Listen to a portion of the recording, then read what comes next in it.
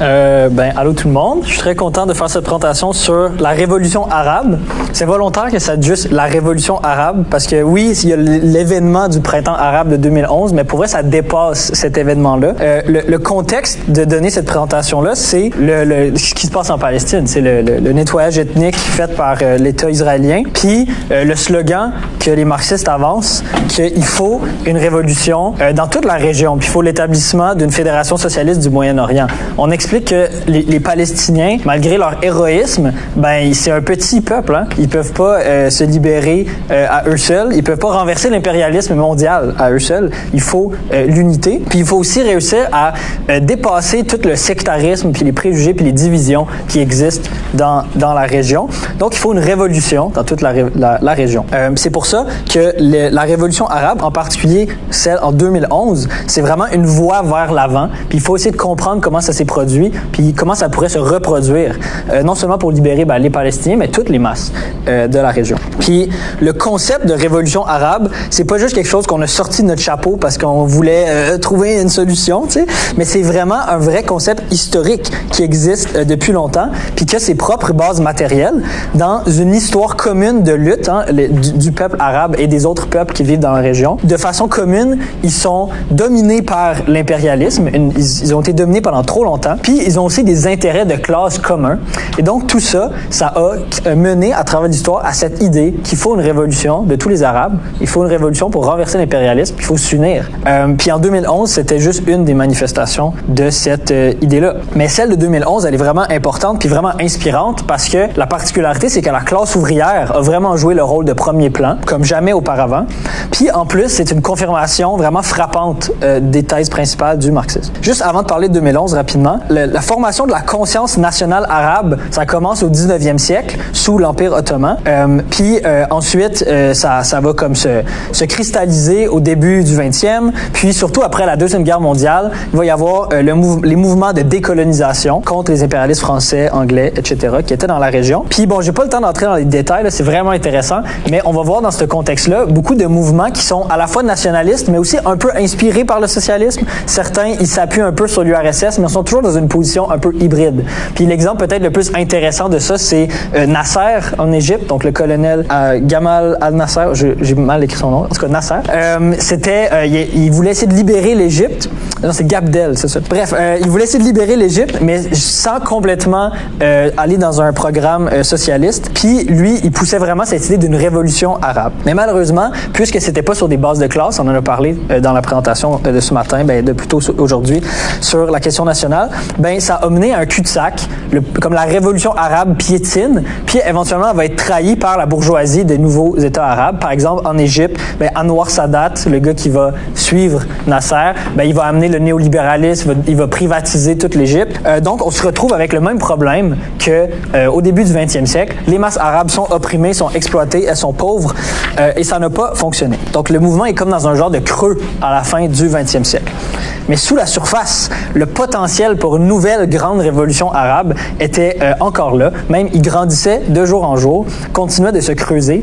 Puis, deux événements de suite vont vraiment venir nourrir ça. En 2007, il y a une crise de la nourriture, une crise des prix de la nourriture qui va frapper en particulier fortement le monde arabe. Donc, ça va faire que le niveau de vie, le coût de la vie va être vraiment plus élevé. Donc, le niveau de vie va baisser. Puis ensuite, bien sûr, vous savez, en 2008, il y a une crise mondiale du capitalisme. C'était pas juste une crise financière, mais bien une crise organique du capitalisme, de l'économie capitaliste. Ça va mener à de l'austérité et de plus en plus, ça va être de plus en plus difficile pour les masses de survivre. Et donc, tout ça prépare le terrain pour qu'en 2011, il y ait une explosion de colère qui va être le fameux printemps arabe. Et ça a commencé dans un pays que je pense personne doutait qu'il pouvait être le premier à faire la révolution. C'est la Tunisie. Pourquoi personne doutait de ça? C'est que la Tunisie, c'était un peu le joyau de l'impérialisme mondial, surtout européen. C'était un pays avec une dictature qui était très stable depuis longtemps. Puis les Européens faisaient beaucoup des bonnes affaires. Il y a une grosse industrie touristique. Fait qu'il y avait des grands capitalistes européens. Ils envoyaient du monde se faire griller sur les plages. Puis ils ramassaient plein d'argent. Puis le niveau de vie était un peu moins pire que dans d'autres pays arabe. Donc, les gens pensaient, ça va jamais arriver en Tunisie. Et pourtant, ça a commencé de façon très dramatique. Le 17 décembre 2010, donc on n'est pas encore en 2011, mais ça commence fin 2010, un jeune homme qui s'appelle Mohamed Bouazizi, il s'immole par le feu dans la ville de Sidi Bouzid. Et Bouazizi, c'était un jeune diplômé et il avait fini l'université et depuis 5 ans, il n'y avait pas de job. Puis pour survivre, il y avait un petit stand de fruits. Il vendait des fruits là, dans le marché, mais son stand était illégal. Il n'y avait pas les permis nécessaires. Donc, en fin décembre, il se fait confisquer son stand de fruits. Là, il va voir la mairie pour dire non, j'avais le droit, c'est ma seule façon de vivre, en fait. C'est vraiment sa seule façon de vivre. Et on lui refuse de récupérer son matériel. Alors là, il est complètement dans la rue. C'est la seule chose qu'il avait. Il n'y a plus de façon de faire son argent. Donc, en désespoir, il va se verser du gaz dessus devant les bureaux de la mairie, puis se partir en feu, comme une façon de protester, mais aussi parce qu'il était complètement désespéré. Puis quand j'ai regardé des images de la ville de Sidi Bouzid, puis oui, on voit comme de la pauvreté, mais pour vrai, ça ressemble quand même à n'importe quelle genre banlieue plus ou moins pauvre d'une ville du sud. Genre, ça pourrait être dans Californie, ça pourrait être dans le sud de l'Europe. Ça a l'air d'être une place tout à fait normale. Mais sous la surface, il y avait des graves problèmes, puis Bouazizi, c'est pas le seul qui les vivait. Il y avait un taux de chômage extrêmement élevé. En fait, en Tunisie, en 2011, dans les jeunes de moins de 25 ans, 70% des jeunes n'avaient pas de travail. C'est vraiment intense, hein? Puis dans d'autres pays, c'était pire, en fait. En Algérie, 75%. En Égypte, 76%. Puis ça, c'est juste les chiffres de 2011, là. Peut-être que c'est pire dans certains de ces pays-là aujourd'hui. En général, dans le monde arabe, 40% des Arabes aujourd'hui vivent sur moins de 2 $ par jour. En Égypte, on va revenir de l'Égypte, ça va être un gros endroit pour la révolution, le salaire minimum, en 2011, avait pas augmenté depuis 1985. Fait que c'était vraiment, vraiment difficile de vivre au quotidien dans ces endroits-là qui semblaient tout à fait normaux pourtant. Puis en plus de ces problèmes économiques, il faut additionner les causes politiques. Parce que le gouvernement de Tunisie, c'était régné par un dictateur, Ben Ali, qui lui était au pouvoir depuis des décennies. Puis en plus, il était immensément corrompu. Sa famille et ses amis tenaient l'économie tunisienne essentiellement dans leurs mains. En fait, non, c'est les impérialistes qui tenaient l'économie tunisienne dans leurs mains, mais Ben Ali et ses amis, c'était comme leur pantin, puis ils faisaient plein d'argent sur le dos des masses comme ça. Donc cette combinaison politique et économique, c'est vraiment ça qui mène les gens à énormément de colère. Puis la mort de Mohamed Bouazizi, ça va comme être l'étincelle qui met le feu aux poudres, un peu comme le meurtre de George Floyd avait fait pour le mouvement Black Lives Matter aux États-Unis.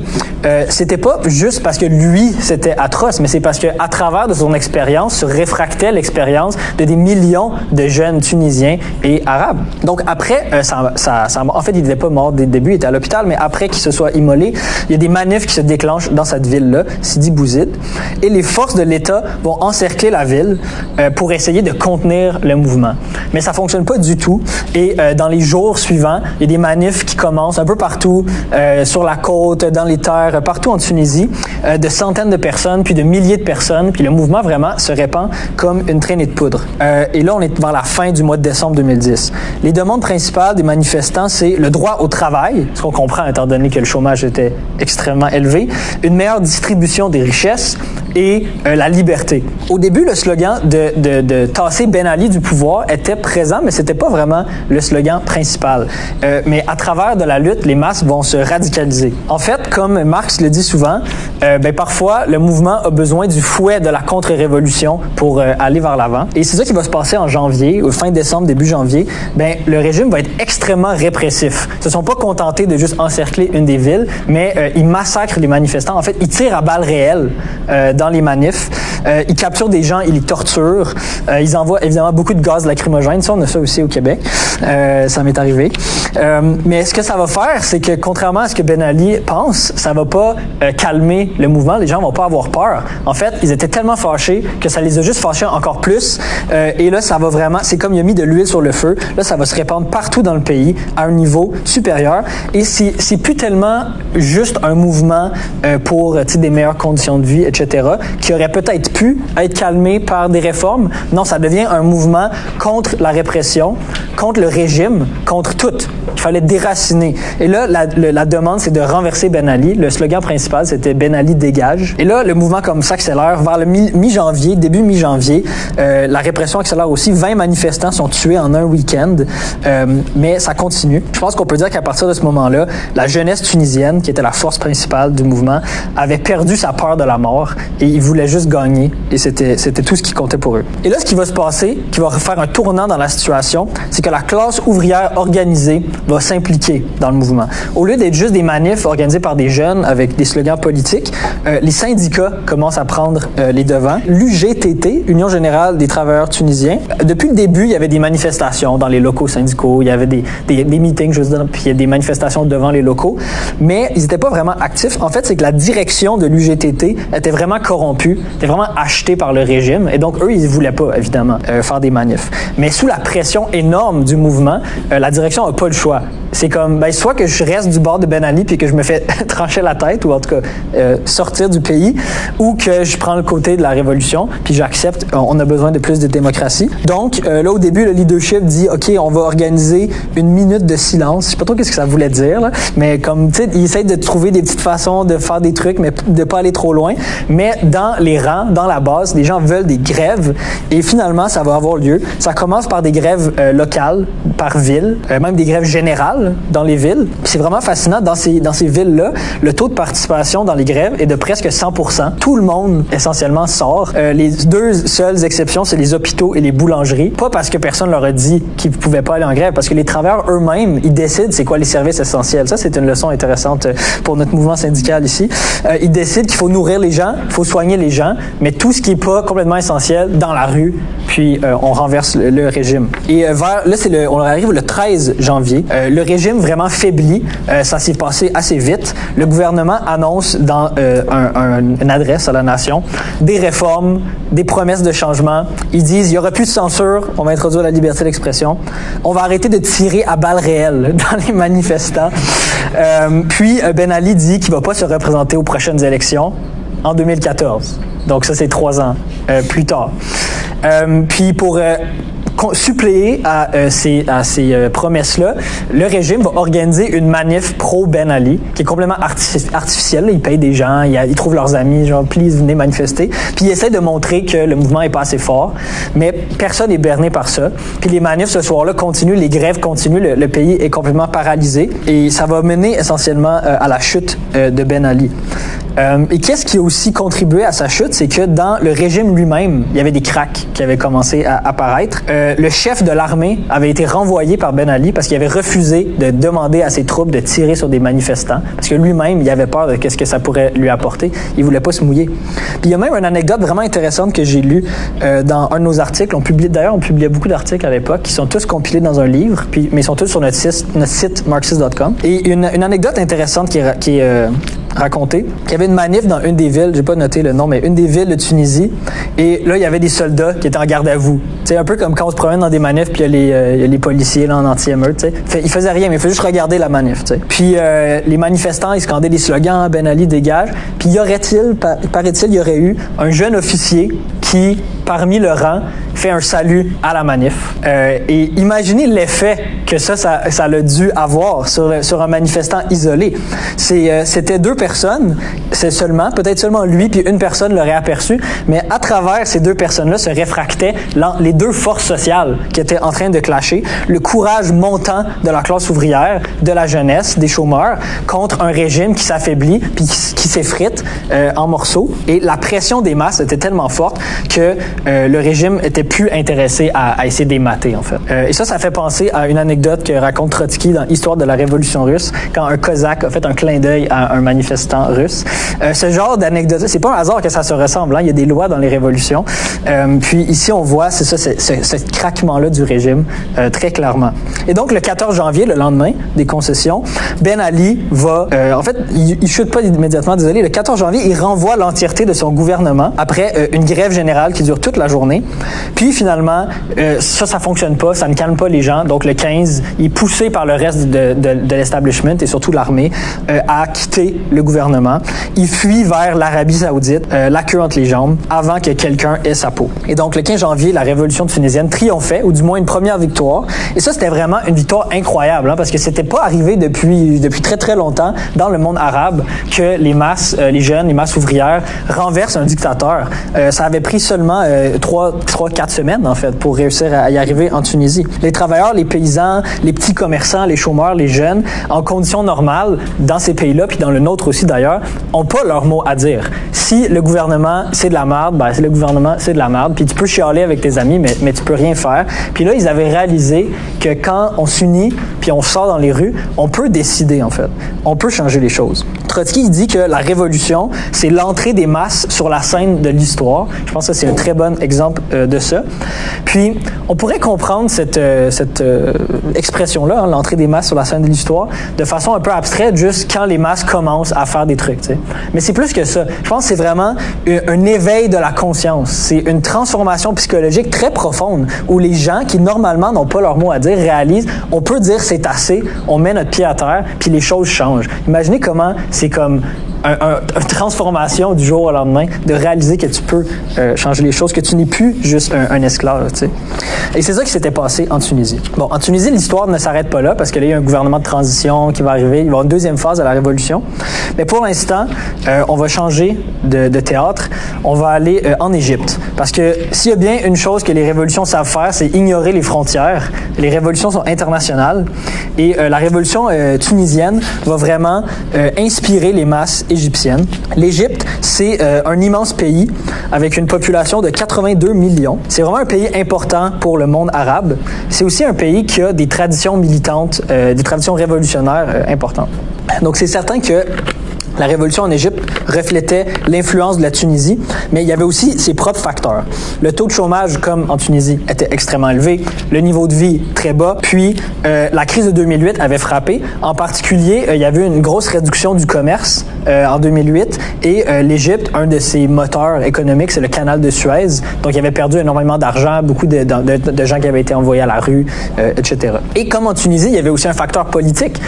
L'Égypte était gouvernée par Moubarak depuis des décennies aussi. Puis lui, s'était rendu un vieux croulant qui était complètement déconnecté de la société. Et donc, il préparait la succession à son propre fils, un autre, Moubarak Junior. Et ça, les gens étaient vraiment pas down avec ça. Donc, tous les facteurs étaient présents. Autour du 20 janvier, donc quelques jours seulement après la chute de Ben Ali en Tunisie, il va y avoir des immolations par le feu de jeunes gens devant des bureaux gouvernementaux. Donc, clairement, ils ont comme répété ce qu'ils ont vu en Tunisie. Évidemment, c'est pas une méthode de lutte que nous, on recommande, là, les gens de s'immoler. Mais c'est vrai, il fallait le dire, parce que ça ne fait pas avancer la lutte, là, je pense, pour des raisons évidentes. Mais quand même, ça a comme marqué les consciences. Et donc, là, des gens se disent, OK, qu'est-ce qu'il faut faire? Faut faire comme les Tunisiens. Donc, il y a des groupes d'activistes qui commencent à s'organiser. Et le 25 janvier, c'est un mardi, important, parce que le vendredi, il va se passer quelque chose. Le 25 janvier, il y a une grande manifestation qui est organisée au Caire, qui est la capitale et la métropole. Et ça, c'est vraiment intéressant parce que en Tunisie, ça a commencé par des petits mouvements qui ont comme fini par avoir la vitesse, puis là, c'est devenu énorme. Mais au Caire, ça a immédiatement été une manif énorme. Puis on voit comment que le tremplin de la révolution tunisienne donnait des ailes à la révolution égyptienne. Les masses marchent vers la place Tahrir, qui est la place centrale du Caire. Et au début, la police ne sait pas quoi faire, en fait. Ils n'ont jamais vu une manif aussi grosse que ça. Ils ont peur de rentrer dans le tas. Donc, ils laissent faire. Ils laissent les gens prendre la place Tahrir. Mais éventuellement, sous la pression de leurs supérieurs, ils attaquent, ils chargent la manifestation. Mais là, dans un de ces moments décisifs de l'histoire, comme peut-être l'officier qui a fait le salut en Tunisie, il y a un moment décisif où les manifestants, ils en ont eu assez de se prostrer devant leur gouvernement. Et là, ils contre-attaquent. Ils chargent les policiers, ils les désarment. Il y a des gens qui montent il y a des camions avec des canons en haut là, pour repousser les manifestants. Ils montent dessus, ils les brisent, ils ouvrent les portes, ils sortent les conducteurs des camions en haut, ils lancent des roches et ils réussissent à garder la place Tahrir. Ils prennent la place Tahrir, en fait. et la police échoue. Puis aussi, à travers tout ça, c'est pas juste un combat. Il y a certains policiers qui fraternisent avec les travailleurs, même si, bon, ils sont la minorité. Ça, c'était la première victoire de la révolution égyptienne, la prise de la place Tahrir, le 25 janvier. S'ensuit 2 jours de tension. Les policiers vont réussir à évacuer la place avec du gaz lacrymogène. Il y a des manifs un peu partout. La situation est très tendue. C'est pas aussi gros que le 25 janvier, mais on sent que le mouvement n'a pas terminé. Et là, les groupes qui menaient un peu le mouvement, ils appellent au vendredi de la colère, à une grande manifestation le vendredi. Et les gens vont répondre à l'appel en masse. Le mouvement revient encore plus fort que le 25, non seulement au Caire, mais aussi ailleurs en Égypte. C'est là qu'on voit qu'il y avait vraiment un potentiel révolutionnaire quand ça devient un mouvement national. À Suez, par exemple, le mouvement est particulièrement militant. Les policiers arrivent plus à bloquer la place Tahrir. Les manifestants la reprennent. Des postes de police sont incendiés. Les buildings du parti dirigeant sont incendiés aussi, ce qui est une victoire morale très forte parce que les masses avaient peur. Hein? C'est comme le QG, genre le evil QG, là, comme dans un film. Là, ils l'ont brûlé, tu sais, c'est vraiment important. Je pense qu'on peut citer ce que Louis XIV demandait à un de ses conseillers à la Révolution française. Est-ce une révolte? Non, sire, c'est une révolution. Je pense qu'à ce moment-là, c'était vraiment clair. Et j'aimerais juste souligner, j'ai pas vraiment le temps d'en parler beaucoup, mais que le rôle moteur, vraiment, à ce moment-là, c'est les jeunes. C'est vraiment les jeunes, beaucoup de chômeurs, c'est eux qui mènent, c'est eux qui vont dans les rues, c'est eux qui se battent. Ils commencent à ramener d'autres couches de la société, mais c'est vraiment la jeunesse qui a pris les devants. Et aussi, les femmes. Les femmes étaient très présentes. Puis là, il y a comme des préjugés sur le monde arabe, les femmes soumises, machin chouette, avec des voiles, tout ça. C'est complètement n'importe quoi, ces préjugés-là. Au contraire, partout à la place Tahrir, il y a des femmes, ils font des speeches, ils organisent des trucs. Puis j'ai lu aussi, c'est vraiment intéressant, tu pouvais autant voir des femmes, justement, avec le voile, puis même, je pense que c'est le niqab, là, qu'on voit juste les yeux. Ils étaient là dans la Révolution, autant que d'autres qui s'habillaient plus à l'occidental puis qui fumaient de la cigarette. T'sais. Peu importe leurs mœurs, tout le monde était concerné par cette révolution-là. On voit la puissante unité de la révolution. Donc après ce vendredi de la colère, bon, le régime n'est pas tombé immédiatement.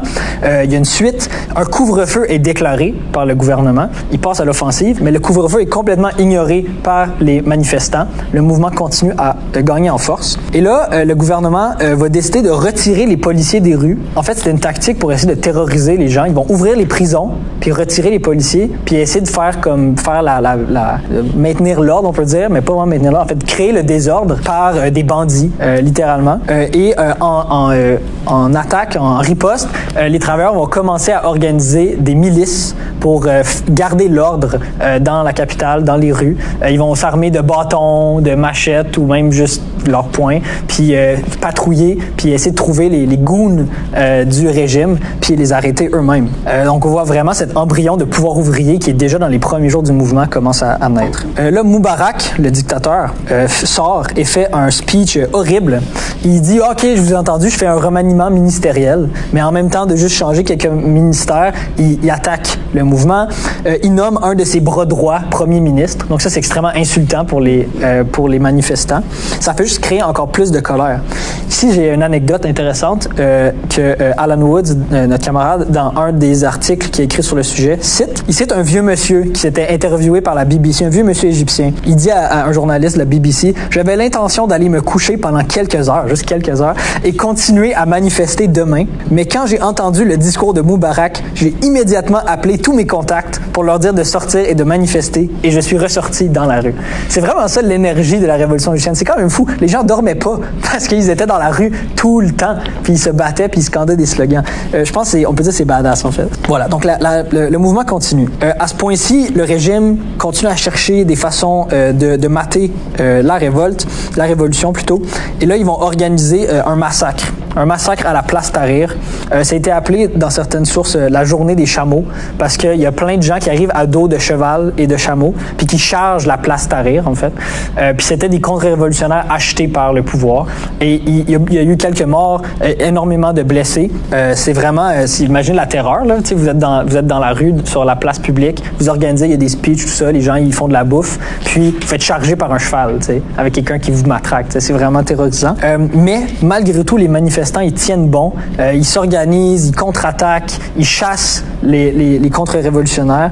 Et encore une fois, on voit qu'un peuple qui a perdu sa peur de la mort, qui est vraiment convaincu, qui lutte pour des bonnes raisons, est impossible à vaincre seulement par la répression. C'est là donc que le gouvernement s'est dit, si la répression ne fonctionne pas, alors il va falloir utiliser la ruse. Mais avant de se rendre là, on arrive au début février à peu près.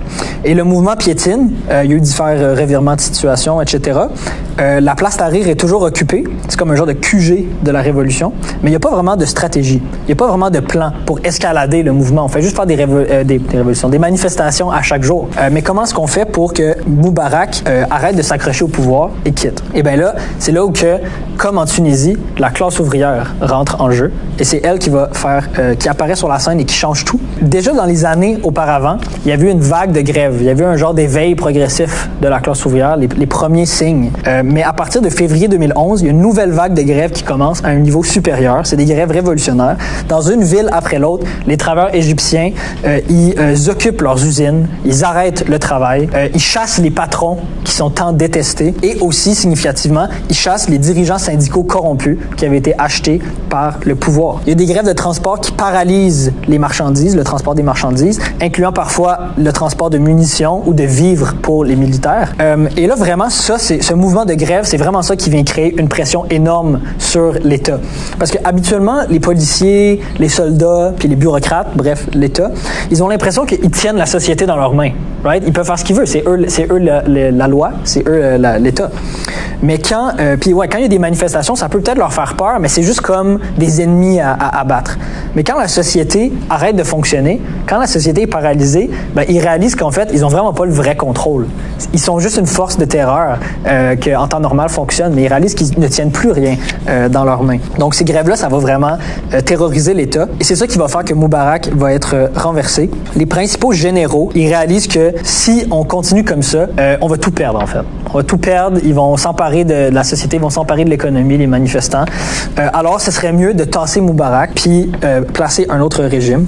Essentiellement, l'armée fait un coup d'État et Moubarak quitte, lui aussi, comme Ben Ali. Il s'enfuit, la queue entre les deux jambes. Et comme la révolution tunisienne, la révolution égyptienne venait de gagner une énorme victoire. Bon, vous en doutez que ça s'arrête pas là.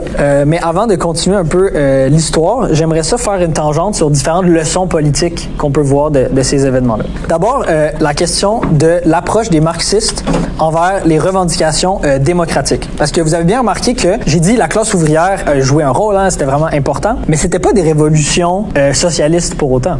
Les demandes des manifestants, c'était des demandes démocratiques, des demandes nationales démocratiques. On pourrait dire c'est les tâches de la révolution bourgeoise, établir la démocratie, sortir les impérialistes, ce genre de choses-là. Et ça, c'est pas surprenant que le mouvement de la révolution arabe a commencé par ces questions-là, parce que depuis longtemps, il y avait des dictatures, pas de liberté d'expression, etc.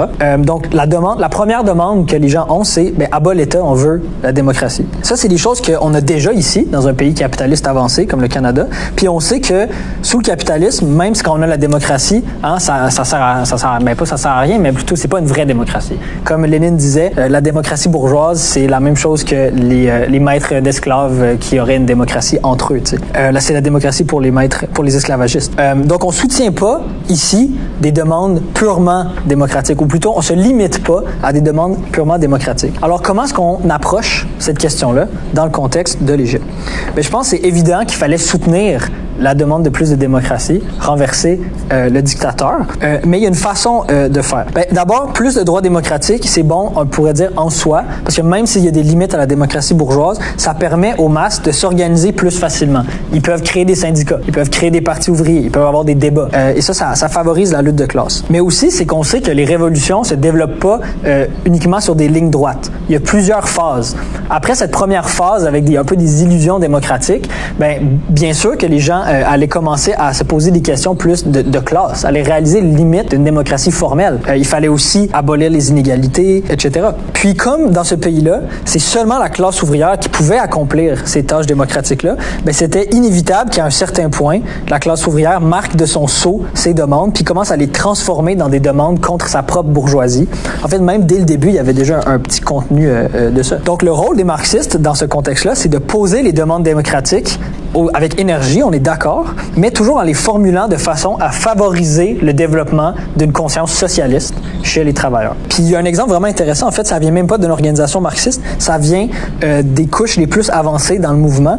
C'était un syndicat des travailleurs de l'acier, et quelques jours avant la chute de Moubarak, ils avançaient les slogans suivants. Premièrement, la démission immédiate de Moubarak et de toutes les figures du régime et de ses symboles. Bon, ça c'est straightforward. Deuxièmement, la confiscation des richesses et des biens et de tous les symboles du régime. Non, la confiscation des richesses et des biens du régime et de tous ceux dont la corruption est avérée au nom de l'intérêt des masses. Déjà, vous voyez que ce slogan-là, il est comme tendancieusement socialiste. C'est, pour eux, ils voient ça comme une lutte contre l'État, une lutte contre la dictature, mais comme l'État avait genre la moitié de l'économie dans ses mains, qu'est-ce qui arrive si on exproprie les corrompus? On est en train d'exproprier l'entièreté des usines, l'entièreté des terres, etc., au nom des masses. Ça commence à ressembler mauditement à une révolution socialiste.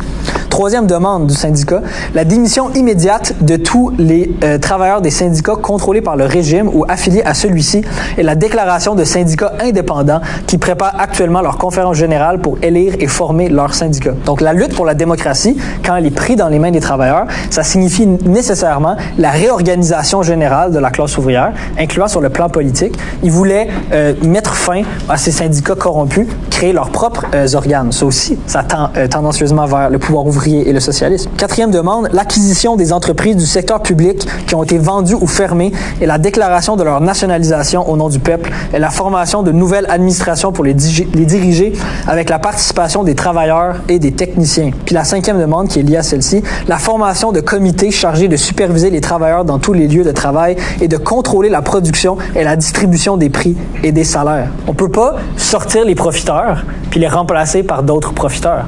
Donc nécessairement, la lutte pour enlever les syndicats corrompus, enlever les bureaucrates haïs, signifiait l'organisation de nouvelles économies puis commencer la planification économique. Donc par leur lutte politique démocratique, les couches les plus avancées étaient déjà en train de tirer des leçons socialistes. Et ça, je pense que c'est le rôle des marxistes, c'est d'essayer de pousser ce processus-là le plus possible et non d'arriver puis de dire ah non, la démocratie formelle c'est pas suffisant. Et ce syndicat avait une sixième demande dont ils font parler. C'était la demande d'une assemblée constituante, donc de réécrire une nouvelle constitution. Ça, c'est une question qu'on peut dire qui est touchée. Parce que dans plusieurs pays, la position des marxistes, c'est de pas défendre, en fait, de s'opposer à cette demande-là. Mais dans d'autres, on la soutient. Pourquoi? Ben, imaginez au Québec ou en France, par exemple, où on a déjà une constitution qui donne tous les droits démocratiques. Un mouvement de gauche qui appellerait à réécrire la constitution, ce serait un peu comme de dire, on n'aime pas le parlement bourgeois qu'on a, on aimerait ça avoir un autre parlement bourgeois, s'il vous plaît, avec un nom un petit peu différent. Tu sais, ça va pas rien changer. QS, notamment, met de l'avant ce slogan-là. C'est pas un slogan qu'on utilise. Ou en France, Mélenchon demande une 6e république. Qu'est-ce que ça changerait? Tu sais, la 5e était bourgeoise, la 6e va être bourgeoise, mais 6. Genre, ça changerait. Mais dans un pays en révolution qui lutte pour des droits démocratiques, où la bourgeoisie peut absolument pas les accorder et seulement les travailleurs peuvent réussir à les conquérir, ben la demande d'une assemblée constituante change un peu son caractère. Parce que qui va appeler la constituante? Qui va écrire la constitution? Est-ce que ça va être les anciens militaires qui étaient au pouvoir, les amis du régime, ou ça va être les travailleurs? Donc, c'est possible d'utiliser ce slogan-là, de connecter avec les demandes légitimes pour la démocratie et d'apporter un twist révolutionnaire socialiste à cette demande-là. Donc, en Égypte, c'était un slogan que la tendance marxiste internationale soutenait. Voilà. Mais bon, il y aurait d'autres choses à dire, mais c'était ça. Une autre question importante qui surgit dans cette révolution puis dans les autres révolutions du printemps arabe, c'est le rôle de l'armée. J'en ai déjà parlé un petit peu. Dans les pays coloniaux ou semi-coloniaux, comme l'Égypte, ou anciennement coloniaux, l'armée est un peu différente de l'armée ici au Canada. Oui, c'est une armée capitaliste, certainement. Son rôle, c'est de défendre la propriété privée. C'est un corps d'hommes armés en défense de la propriété privée. Mais ces armées-là sont aussi des produits de la révolution coloniale. Ils ont des sentiments anti-impérialistes, souvent, dans les rangs. Il y a comme un split de classe plus marqué dans ces armées-là qu'ici. Les hauts gradés représentent évidemment les intérêts des classes dirigeantes, incluant des impérialistes, mais les soldats du rang et les les officiers sont beaucoup plus proches des travailleurs. Ça, on l'avait vu en Égypte en 1952. Nasser, en fait, c'était un officier, c'était pas un général. Il avait fait un coup révolutionnaire contre le gouvernement. Et en Égypte, en février 2011, il y a eu beaucoup de fraternisation entre les travailleurs et les soldats. Par exemple, la journée de la chute de Moubarak, il y a des centaines de manifestants qui quittent la place Tahrir pour aller vers le palais présidentiel, ce qui est une marche de 15 km, parce qu'ils voulaient vraiment renverser Moubarak. Quand ils arrivent au palais présidentiel, ils trouvent l'armée. Il y a l'armée régulière et il y a les troupes d'élite des gardes présidentielles. Il y avait vraiment le potentiel d'une confrontation entre les deux, en fait, parce que la garde présidentielle était beaucoup plus loyale au régime, alors que l'armée régulière, c'était beaucoup des soldats du rang qui, eux, étaient plus sensibles aux demandes des travailleurs. Finalement, ce qui arrive, c'est que les gens, ils arrivent devant le palais présidentiel et ils trouvent l'armée, pas avec des guns, mais ils ont leurs guns, mais ils ont dans leur dos, puis ils ont de la bouffe, puis ils servent le déjeuner aux manifestants. Puis les gens dans les tanks, ils tournent les fusils, les canons plutôt des tanks vers le côté pour montrer aux manifestants qu'ils vont pas leur tirer dessus. Ils accrochent des drapeaux égyptiens sur leurs tanks. Et qu'est-ce que la garde présidentielle fait à ce moment-là? Ben, ils voient bien que s'ils essayaient de réprimer la manifestation, ça marcherait pas pour eux, donc ils se tiennent les fesses serrées puis ils font rien pantoute. Puis ils laissent la manifestation se produire. Donc le coup d'État que j'ai parlé tantôt, tu sais, Moubarak n'est pas parti par lui-même, là, c'est les hauts gradés de l'armée qui ont dit ah ouais, va-t'en. Mais ce coup d'État-là, c'est pas juste parce que Moubarak était pas populaire puis parce que l'armée était rendue gentille, c'est parce qu'ils sentaient qu'ils étaient en train de perdre leur contrôle, le contrôle de leur propre rang. Ils sentaient que s'ils continuaient dans la répression, en fait, l'armée allait se briser puis allait rejoindre les révolutionnaires. Donc, ils n'avaient pas d'autre choix que d'essayer justement de ruser, tasser Moubarak puis essayer de trouver des façons de se maintenir en place. En parlant de ruse, il faut mentionner le rôle des impérialistes. En Tunisie, par exemple, c'est vraiment intéressant. La Tunisie, c'était une dictature depuis très longtemps, avant même la révolution. Puis, toujours, les impérialistes avaient soutenu ce régime-là, malgré les arrestations arbitraires, la torture, etc. Mais là, quand le mouvement commence à être trop intense puis qu'ils tirent à balles réelles sur les manifestants, ben là, soudainement, ils se trouvent une conscience. Puis ils disent, ouais, peut-être vous devriez faire attention, vous devriez peut-être respecter un petit peu les droits humains, tu sais. Mais c'est clairement parce qu'ils voyaient juste que s'ils continuaient comme ça, le gouvernement allait chuter. Ils ont eu peur. Puis ils avaient raison, honnêtement. C'est vraiment hypocrite. En Égypte, c'est la même chose. Après les 4 premières journées de manifestations de masse, après avoir vu la chute du régime en Tunisie, les impérialistes américains, ils se disent, OK, ça nous prend une méthode douce. Hillary Clinton, qui était secrétaire d'État à l'époque des États-Unis, elle dit la chose suivante. Ces manifestations soulignent l'existence de profonds griefs au sein de la société égyptienne. Et le gouvernement égyptien doit comprendre que la violence ne fera pas disparaître ces griefs. Crimea River, elle ajoute, en tant que partenaire, ça c'est vraiment hypocrite, en tant que partenaire avec l'Égypte, nous sommes fermement convaincus que le gouvernement égyptien doit s'engager immédiatement avec le peuple égyptien dans la mise en œuvre de réformes politiques, sociales et économiques. Notre camarade Alan Woods traduit ce charabia diplomatique en anglais, en français, en langue commune. Ce qu'elle veut vraiment dire, c'est « Sois pas stupide, Moubarak. Si tu essayes d'utiliser l'armée pour écraser la rébellion, elle va se briser en morceaux. Le mouvement est trop puissant pour être noyé dans le sang. Tu dois plutôt faire preuve de ruse. Oui, tu peux apporter des changements ou du moins donner l'impression qu'il y aura des changements. Mais si tu provoques trop les masses, il y aura une révolution complète et ça, ce serait plate pour nous, les Américains. » C'est ça le secret derrière l'attitude pro-démocratie des impérialistes. C'est juste qu'ils préfèrent perdre un petit peu plutôt que tout perdre. Ça nous rappelle les pirouettes de Trudeau sur la soi-disant trêve humanitaire à Gaza. Hein? C'est pas parce qu'ils vont arrêter de soutenir Israël. Il dit, Netanyahou, c'est correct si tu assassines des Palestiniens, mais juste un petit peu moins vite, un petit peu moins souvent. Mais continue, tu sais. T'es à la boy. C'est ça qu'ils veulent dire vraiment. Puis il y a un exemple encore plus dramatique qu'en Tunisie et en Égypte de cette perfidie, cette hypocrisie des impérialistes, c'est la Libye. Donc j'ai pas vraiment le temps de parler en détail de la révolution en Libye, on va se concentrer sur la Tunisie et l'Égypte, mais je veux quand même en parler parce que c'est vraiment triste en fait. Parce que vers mars 2011, après la chute de Ben Ali, la chute de Moubarak, c'est au tour des masses libyennes de se soulever et il y a une formidable avancée du peuple révolutionnaire contre le régime de Kadhafi, le colonel Kadhafi qui était au pouvoir. Mais après cette avancée, il y a une certaine impasse qui va se produire. Parce que là-bas, contrairement en Tunisie et en Égypte, le régime avait un peu plus de soutien dans certaines tranches de la population. Donc, il y a comme un genre d'impasse, c'est ça. À ce moment-là, le régime craque en deux. Il y a une moitié qui est du côté de Kadhafi. Ils veulent que Kadhafi s'accroche au pouvoir à tout prix. Puis il y a une autre moitié qui commence à se dire, on devrait essayer de surfer sur la vague de la révolution, au lieu de tout perdre, on va accepter certains changements. Et les impérialistes occidentaux, ils vont être intelligents, ils vont se ranger du côté de cette deuxième moitié qui veut surfer sur la révolution. Ils vont dire, on a des soucis pour les droits humains, ils vont accuser Kadhafi de crimes contre l'humanité, ce qu'ils avaient jamais fait, malgré qu'il y en avait déjà fait. Et là, il va avoir une invasion au nom de la démocratie,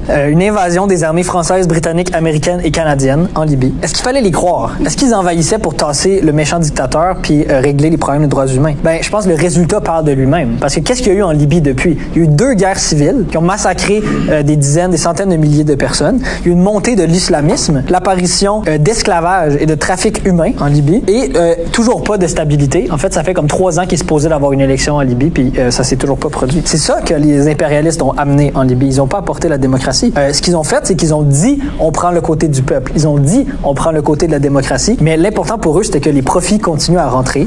Ils ont mis en place un conseil intérimaire qui avait une politique d'ouverture vers l'Occident, une politique de privatisation et d'austérité, ce qui était d'ailleurs exactement la même politique économique que Kadhafi et qu'il n'y avait rien de changé. La seule différence, c'était que c'était plus facile de duper les masses avec un gouvernement soi-disant libéral qu'avec le gouvernement de Kadhafi. Donc notre tâche, que ce soit en Tunisie, en Libye, en Palestine, c'est de toujours démasquer l'impérialisme, de pas accepter ces deals pourris et de pas tomber dans ces pièges. La répression va pas arrêter parce que les impérialistes viennent nous donner des armes, mais par la mobilisation révolutionnaire des masses. Il faut pas mettre de la pression sur nos gouvernements, il faut les renverser en fait. Puis ça, c'est notre tâche ici au Canada. Maintenant, on a parlé de la Tunisie, on a parlé de l'Égypte, on a parlé de certaines leçons. Je pense que la Tunisie et l'Égypte, c'est vraiment les exemples les plus frappants parce que dès le début, il y a eu des victoires, mais la révolution va se propager partout. Et là, il y a un exemple très intéressant, c'est Israël et la Palestine. Israël, même si, bon, techniquement, c'est pas des Arabes, là, donc c'est pas la même chose, mais ça change rien. Il n'y a pas de mur imperméable entre les pays, ou en fait, quand il y en a un, les idées, en fait, s'en foutent des murs.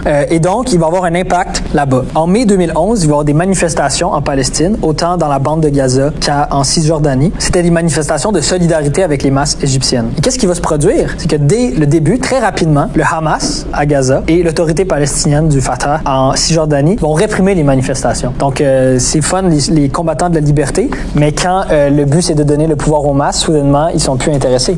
Pourquoi? C'est que ces deux groupes-là, ils veulent garder leur contrôle de la société. C'est des institutions de classe aussi, même s'ils sont opprimés. On en a parlé tantôt dans la présentation. C'est une nation opprimée, mais qui a son propre split entre les classes. Et donc, ils n'étaient pas pour que la révolution se propage. Et en fait, le Hamas et l'autorité palestinienne, les deux, c'est des créations d'Israël. Et on comprend pourquoi Israël a créé ça, parce qu'eux, ils sont bien contents qu'il y ait quelqu'un dans ces pays-là, ou plutôt dans ces régions-là, qui est capable de réprimer les masses quand elles veulent se soulever. Donc, malheureusement, ça va pas trop s'étendre, malgré qu'il y avait des appels à une nouvelle intifada. Parce que à ce moment-là, l'obstacle de ces deux organisations-là n'a pas été dépassé. Mais en Israël, c'est pas juste en Palestine, en Israël même, la révolution arabe va se répandre et ça va vraiment causer une panique chez la classe dirigeante. Netanyahou, il ordonne à ses ministres de pas parler de la situation en Égypte en public. Il demande aux gouvernements occidentaux qui avaient commencé à critiquer, tu sais, Moubarak et tout, de réduire leur critique de Moubarak puis de réduire leur critique de la dictature.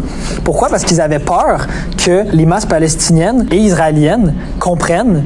En fait, ils avaient comme un crash course de comment renverser un régime tyrannique et ils voulaient pas que ça leur arrive. Donc, on voit bien que ce qui inquiète Israël, c'est pas tant le Hamas, mais c'est leur propre classe ouvrière et les masses palestiniennes. C'est ça qui leur fait peur vraiment. En fait, c'était pas une peur qui était complètement dans les airs, parce qu'effectivement, il va y avoir des gros mouvements. En août 2011, il y a des manifestations de masse en Israël. Le 7 août, il y a 300 000 personnes qui sortent à Tel Aviv. Et Tel Aviv, c'est une ville de 500 000 personnes. Fait que les 3/5 de la population sortent. Il y avait peut-être des gens qui venaient d'ailleurs, mais quand même 300 000 personnes.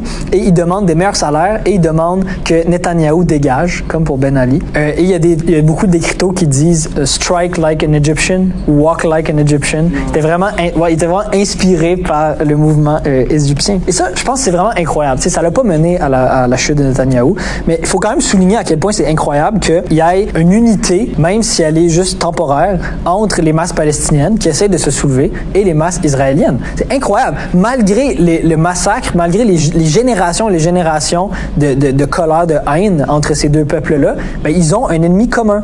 Et quand ils commencent à se mettre en place, ben, ils sont dans le même mouvement contre le même ennemi, même s'ils ne s'en rendent pas toujours tout à fait compte. Puis j'aimerais citer une organisation socialiste israélienne qui s'appelle Matzpen. C'était un groupe dans les années 60. Et eux, déjà, ils avaient compris que la seule manière de régler la question israélo-palestinienne puis de libérer les Palestiniens, c'était justement d'insister sur le fait que ces deux groupes-là, ils ont des intérêts communs, mais pas dans le vide, mais dans le contexte d'une révolution arabe. Ils comprenaient qu'une révolution arabe, en général, ça pourrait pousser autant les travailleurs israéliens que palestiniens vers la victoire. Ils écrivent dans leur journal, les classes possédantes, ils parlent des régimes arabes, les classes possédantes ont prouvé leur incapacité à résoudre les problèmes sociaux, politiques et nationaux du monde arabe. Il est devenu évident dans la pratique que seules les masses exploitées elles-mêmes, dirigées par la classe ouvrière, pouvaient résoudre ces problèmes historiques. Cependant, il y a une longue distance entre l'existence de conditions objectives appropriées et la réalisation de la nouvelle direction. Il parle des groupes de gauche. Pour ce faire, le facteur subjectif est également nécessaire. Une organisation politique dotée d'une théorie révolutionnaire et d'une stratégie révolutionnaire pan-arabe. Très intéressant. Ça, c'est un groupe socialiste juif. Ils sont restés assez minoritaires à l'époque. C'est un groupe trotskiste, je pense. Mais c'est ça, ils avaient compris que c'était seulement dans le contexte d'un mouvement pan-arabe que cette unité-là serait possible. Aujourd'hui, c'est exactement la même position qu'on a. C'est pour ça qu'on parle d'une fédération socialiste du Moyen-Orient aussi et d'une révolution dans tout le Moyen-Orient. On ne dit pas que l'unité entre les travailleurs israéliens et palestiniens va être facile. En fait, elle va être extrêmement difficile, surtout à l'heure actuelle là, où il y a une guerre puis un massacre. On peut pas juste appeler à l'unité comme ça dans le vide. Mais on sait que c'est possible parce qu'il existe une base objective de solidarité qui est le fait qu'ils appartiennent à la même classe, que autant les classes ouvrières des deux côtés ont intérêt à renverser le capitalisme, renverser l'impérialisme, renverser Netanyahou, toute sa clique, puis tous les capitalistes dans la région. Donc malgré que cette unité-là nous semble difficile et lointaine, sous la surface, la vieille taupe de la révolution creuse, même chez les masses israéliennes, éventuellement, ça peut se reproduire. Donc voilà, ça c'était pour Israël et la Palestine. Donc comme je disais tantôt, la révolution en 2011 ne se termine pas avec le départ de Ben Ali et de Moubarak. Les masses restent dans les rues parce que la question, c'est de savoir qui va les remplacer,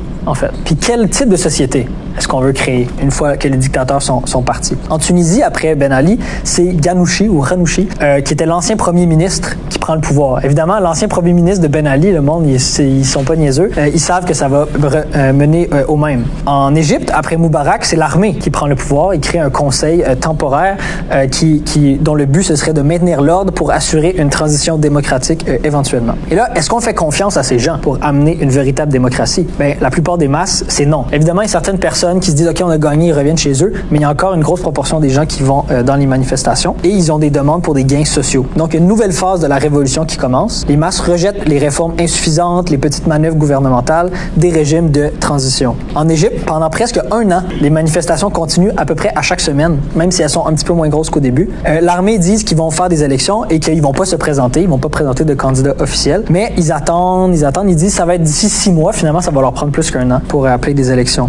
Clairement, le but de ces régimes-là, c'était de calmer les masses, attendre que leur énergie subversive diminue, retourne chez eux, puis qu'ils puissent faire une transition et continuer à avoir les avantages qu'ils avaient avant. Mais les masses, ils ont encore beaucoup d'énergie, ça prend beaucoup de temps avant de les épuiser, mais il se passe rien. Parce que le problème, c'est qu'une révolution peut pas juste attendre. Une révolution peut pas juste continuer plantée sur ses deux jambes. Elle doit aller vers l'avant. Elle a besoin d'avoir un plan puis d'avoir des nouveaux gains. Le problème, c'est que les masses n'étaient pas organisées. Il n'y avait pas de leadership, il n'y avait pas de programme. La direction du mouvement, essentiellement, leur stratégie, c'était de garder la place Tahrir, d'avoir leur QG révolutionnaire. Mais ça, en soi, le régime, il peut juste ignorer. Il peut laisser le monde crever dans la place Tahrir puis continuer à faire ses trucs. Tu sais. C'était pas suffisant. Il aurait fallu un réseau de comités révolutionnaires, un réseau d'assemblées du peuple, que ça soit pas juste à la place Tahrir, mais partout, puis que dans ce réseau-là, qui comme s'organise à l'échelle nationale, il aurait fallu une organisation, un parti, comme le parti bolchevique en Russie en 1917, qui aurait continuellement agité contre tous les escrocs qui veulent faire dérailler la révolution, qui aurait expliqué qu'il faut continuer jusqu'au renversement du capitalisme et que ça prend un État ouvrier. Ça aurait été la façon de faire avancer la révolution, mais en l'absence de cette direction-là, c'est d'autres partis qui ont pu faussement se présenter comme une opposition. Et l'exemple le plus frappant de ça, en Égypte, c'est l'élection de Morsi, donc Mohamed Morsi, je pense. Il a pris le pouvoir, justement, un an après la chute de Moubarak, quand l'armée a fini par organiser des élections. Et Morsi, c'est un un islamiste. Il est dans un parti qui était associé aux Frères musulmans, une organisation islamiste. C'est comme un islamiste de centre, on pourrait dire. Genre, il essaie de se présenter comme raisonnable, puis un peu comme les partis de la démocratie chrétienne là, dans plusieurs pays d'Amérique du Sud ou d'Europe. Ça reste un islamiste, on s'entend. Donc, c'est un conservateur. Et son but, c'était de maintenir le capitalisme en Égypte. Mais comment est-ce qu'il a fait pour se glisser? Ben, comme il n'y avait pas de parti de gauche solide, quand il y a des leaders qui parlent de « Oh, nous avons tous une foi commune, on a des intérêts », il y avait déjà créé des charités, tu sais, le mouvement des frères musulmans. Les masses commencent à se dire ben, peut-être qu'ils vont nous apporter certains gains sociaux, c'est mieux que rien. Et ils réussissent à avoir l'appui des gens. C'est ça, ils se donnent comme un faux caractère social. C'est pour ça que nous, on dit que l'islamisme, ce n'est pas une vraie force d'opposition dans ces pays-là, en fait. Beaucoup de groupes soi-disant marxistes soutenaient les frères musulmans à l'époque. Ça, c'est quand même vraiment une trahison. Ils se disaient, ah ben c'est le mieux qui existe. C'est comme la politique du moindre mal, right? C'est comme, au moins eux, ils sont en opposition, au moins eux, ils disent qu'ils veulent ramener la démocratie. Mais c'est pas ça que nous, on explique. On dit, les mouvements islamistes, dans tous ces pays-là, en fait, c'est la dernière ligne de défense du capitalisme. C'est comme une sortie de secours pour les impérialistes. Quand il reste plus rien, quand les régimes qu'ils avaient mis en place fonctionnent pas, on va appeler les islamistes pour faire leur truc, puis faire leurs illusions, puis on va pouvoir garder les choses en place. Puis sans un leadership de gauche solide, ben, c'était impossible de montrer ça aux masses. Donc Morsi va prendre le pouvoir. Mais ce qui est fou, c'est qu'en 2013, donc un an après qu'il prenne le pouvoir, ben Morsi, il va être renversé. Les masses, ils ont pas été complètement floués. Ils continuent à manifester, puis ils réalisent que ça sert à rien. Fait qu'ils tassent Morsi du pouvoir. L'armée fait un autre coup d'État. Puis là, ils placent Sisi, qui est encore au pouvoir aujourd'hui, qui est un nouveau dictateur. Fait que si les organisations de gauche égyptiennes, il y avait notamment les socialistes révolutionnaires, qui sont dans la tendance cliffiste, là, de Tony Cliff, ils étaient présents en Égypte. Si au lieu de soutenir les frères musulmans, de dire « Ah, c'est la politique du moindre mal », ils avaient continué à critiquer, ils avaient agité pour des demandes socialistes, peut-être qu'ils auraient pu se mettre au devant, puis ils auraient pu diriger ce nouveau mouvement-là qui a renversé Morsi, mais à la place, ils ont été complètement relégués sur le côté. Puis maintenant, ben, Sisi, c'est juste un nouveau dictateur. On est revenu à la case départ. C'est Moubarak II, essentiellement, qui est au pouvoir. Et c'est là que j'arrive à la fin de ma présentation. On pourrait dire que le printemps arabe a échoué. Parce que Moubarak a été renversé, mais c'est qui maintenant? C'est un nouveau dictateur. Ben Ali a été renversé, c'est qui maintenant? C'est un régime peut-être un peu mieux, quelques libertés de plus, mais il y a encore de la corruption, il y a encore de la fraude, il y a encore de la répression très violente. En Libye, le pays est à feu et à sang, il y a une guerre civile. En Syrie, c'est la même chose, hein? Une guerre civile de fou. Au Liban, il n'y a pas eu de démocratie, il y a eu même eu un deuxième mouvement en 2019, mais encore une fois, rien. Fait qu'on pourrait dire qu'il y a rien eu, que c'était un échec, mais il faut nuancer le tableau. Parce qu'il y a quand même eu des réformes importantes qui ont été gagnées. Par exemple, au Koweït, un plus petit pays du monde arabe, chaque citoyen a reçu 4000 livres cash dès le début. Parce que le gouvernement a fait « Oh shit, il ne faut pas que les gens se soulèvent », donc ils leur ont donné de l'argent. En Syrie, 2 millions de travailleurs de l'État ont obtenu des augmentations de salaire de 17%. Puis comme j'ai dit, en Tunisie, il y a eu certaines réformes démocratiques. Puis ça, je pense que c'est très intéressant, puis ça montre que la meilleure manière de gagner des réformes, c'est pas d'être un réformiste, mais c'est d'être un révolutionnaire, en fait. Faites la révolution, essayez de gagner tout, puis au pire, vous aurez la moitié de ce que vous vouliez. Puis c'est déjà beaucoup mieux que rien. Puis c'est ça l'effet d'une révolution. Puis toutes les ONG dans ces pays-là qui font, ils font des cocktails avec des impérialistes pour essayer de les convaincre que peut-être qu'il faudrait donner un petit peu plus de droits humains. Eux, ils n'ont rien accompli. C'est les masses dans les rues qui ont réussi à obtenir ces réformes-là. Et ça, c'est extrêmement bon. Mais évidemment, c'est insuffisant. Nous, on veut pas juste quelques réformes, on veut pas juste des augmentations de salaire. En fait, je pense que les conditions sont encore pires là maintenant. Là, après la pandémie, après la nouvelle crise du capitalisme, les prix de la nourriture sont super élevés dans cette région-là. C'est vraiment grave. Donc, qu'est-ce que ça prend? Ça prend un nouveau printemps arabe. Ça prend une nouvelle révolution arabe. Et je pense que c'est très possible, en fait. Parce que les problèmes n'ont pas été réglés. Tout ce qui avait mis le feu à ces sociétés-là est encore là. Ça pourrait arriver. Puis en plus, avec ce qui se passe en Israël en ce moment, on voit des manifs partout dans les régimes arabes. En Égypte, il y a des grosses manifs en solidarité avec la Palestine, mais pas juste en solidarité avec la Palestine. Ils critiquent leur propre gouvernement. Ils disent, pourquoi vous faites rien? Si vous faites rien, nous, on va faire quelque chose. Vous voyez le potentiel révolutionnaire dans ce mouvement de solidarité-là. Probablement que ce qu'on voit en ce moment, ces manifs-là, c'est juste la première phase d'une lutte prolongée, non seulement en Égypte, mais aussi en Turquie, en Tunisie, partout dans la région, en fait, incluant en Palestine. Voilà, donc c'est vers ça que nous, on se tourne. Donc j'arrive vers ma fin, mais la fin de la présentation.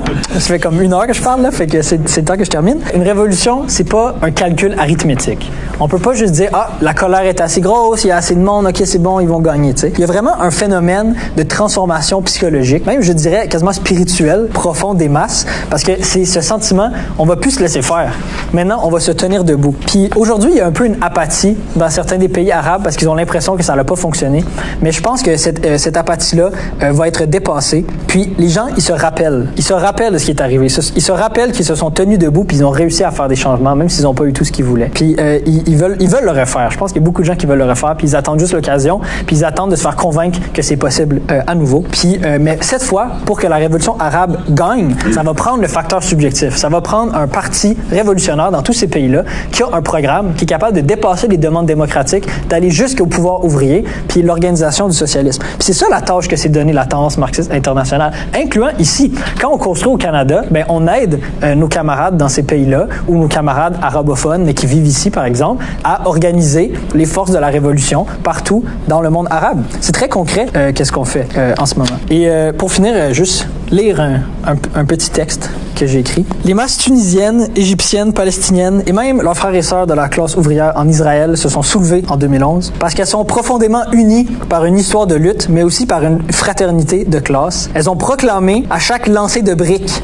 à chaque coup de matraque enduré, à chaque slogan lancé, un rappel retentissant que pour toujours, les mots « révolution arabe » vont faire trembler les impérialistes, qu'ils soient américains, canadiens, israéliens, et que pour toujours, les mots « révolution arabe » vont faire trembler leurs pantins, que ce soit des dictateurs corrompus, des leaders islamistes rétrogrades ou des bureaucrates syndicaux. Et leurs gestes héroïques n'ont pas été suffisants pour la victoire finale, mais les leçons qu'on peut lire dans leur sang nous indiquent qu'à présent, les mots « révolution arabe » ne pourront rien dire d'autre que le renversement complet de ce système pourri, ne pourront rien dire d'autre que ces autres mots, la révolution socialiste et la révolution mondiale. Et c'est pourquoi je vais toujours, avec fierté, continuer de m'époumoner dans les manifs, de crier de toutes mes forces, porté par la puissance des masses arabes. Thawra Hatal Nasser, révolution jusqu'à la victoire. Merci.